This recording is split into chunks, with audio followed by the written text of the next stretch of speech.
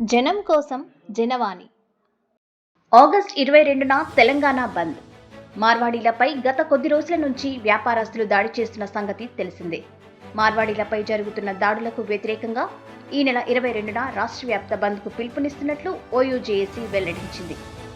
గుజరాత్, రాజస్థాన్ నుంచి మార్వాడీలు తెలంగాణ ప్రాంతానికి వలస వచ్చి కుల వృత్తులను దెబ్బతీస్తున్నారని వ్యాపారస్తులు మండిపడుతున్నారు.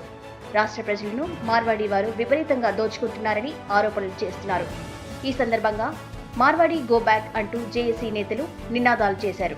ఇదిలా ఉండగా గత కొద్ది రోజుల క్రితం మార్వాడీలపై తెలంగాణలోని ఇతర వ్యాపారస్తులు ఇక్కడి నుంచి వెళ్లిపోవాలని అంటున్నారు. మార్వాడీల వల్ల వారి వ్యాపారాలు పూర్తిగా దెబ్బతింటున్నాయని, వారికి ఎలాంటి లాభం చేకూరడం లేదని మండిపడుతున్నారు. ఒకవేళ తెలంగాణ ప్రాంతం నుంచి మార్వాడీలను నిజంగా పంపించినట్లయితే వారికి భారీగా నష్టం వాటిల్లుతుంది. మార్వాడీల వ్యాపారాలు పూర్తిగా దెబ్బతింటాయి. వారు చాలా రకాల ఇబ్బందులను ఎదుర్కోవాల్సి వస్తుందని మరోపక్క మార్వాడీలు ఫైర్ అవుతున్నారు. అయితే ఆగస్టు 22న ఓయూజేఏసీ తెలంగాణ బంద్ పిలుపునివ్వడానికి ప్రధాన కారణం తాజాగా మార్వాడీలు మొండా మార్కెట్లో ఓ దళితుడిపై దాడి చేయడమే. ఈ ఘటనను ఖండిస్తూ ఈ నెల అనగా ఆగస్టు 22న తెలంగాణ బంద్ పిలుపునిస్తున్నట్లు ఓయూజేఏసీ తెలిపింది. కాగా రాష్ట్రంలో మార్వాడీ ఉద్యమం తెర మీదకు రావడానికి ప్రధాన కారణం వీరికి వ్యతిరేకంగా వచ్చిన ఓ పాట.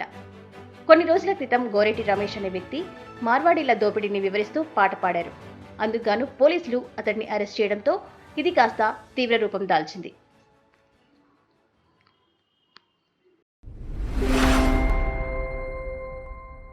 జనం కోసం జనవాణి.